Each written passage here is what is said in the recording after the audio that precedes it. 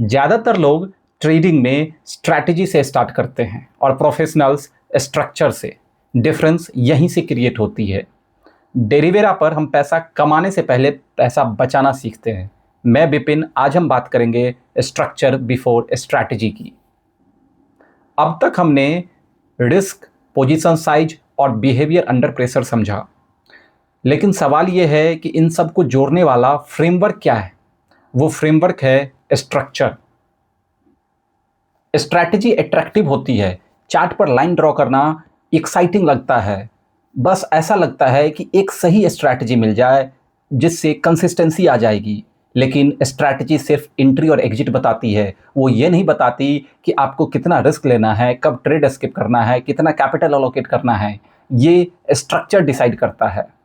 Strategy trading को create करती है, लेकिन स्ट्रक्चर ट्रेडिंग को कंट्रोल करता है और आपको लॉन्ग टर्म मार्केट में बनाए रखता है। स्ट्रक्चर का मतलब कॉम्प्लिकेटेड सिस्टम नहीं होता।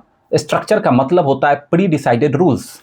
जैसे आपको पर ट्रेड कितना परसेंट रिस्क लेना है, आपका डेली मैक्सिमम लॉस कितना होना चाहिए, आपका maximum number of trade per day कितना होना चाहिए, आपको कितना कैपिटल डेरिवेटिव्स में एलोकेट करनी है।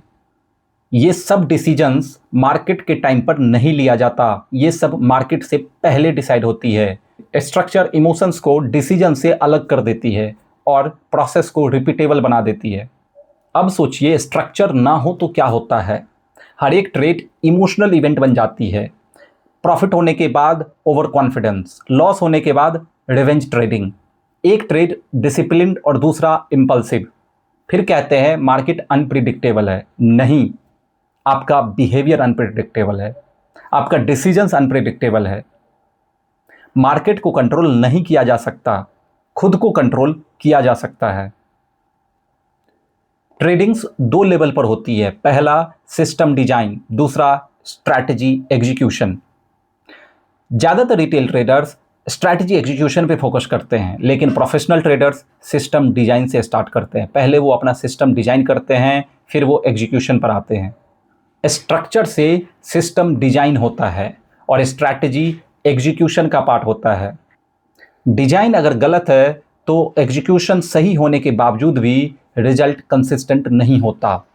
स्ट्रक्चर क्रिएट्स कंसिस्टेंसी और कंसिस्टेंसी से कॉन्फिडेंस आता है और कॉन्फिडेंस आपका डिसीजन मेकिंग आसान कर देता है। अगर आप स्ट्रैटेजी पहले क्रिएट करते हो और स्ट्रक्चर बाद में, तो आप अपने सिस्टम को एडजस्ट कर रहे हो। और अगर आप स्ट्रक्चर पहले क्रिएट करते हो और स्ट्रैटेजी बाद में चूज करते हो, तो आप सिस्टम को डेवलप कर रहे हो। एडजस्टमेंट शॉर्ट टर्म होता है और structure long term. Structure creates stability. अगर आप ट्रेडिंग को सीरियस लेना चाहते हैं तो एंट्री से पहले फ्रेमवर्क डिसाइड कीजिए, अपना रिस्क डिफाइन कीजिए, अपना सेटअप डिफाइन कीजिए, अपना कैपिटल एलोकेशन बनाइए, क्योंकि बिना स्ट्रक्चर के स्ट्रैटेजी सिर्फ एक्साइटमेंट लगती है। नेक्स्ट वीडियो से हम डेरिवेटिव्स को प्रैक्टिकल तरीके से समझेंगे। No hype, no shortcut, only clarity. हम फ्यूचर से स्टार्ट करेंगे। Structure matters.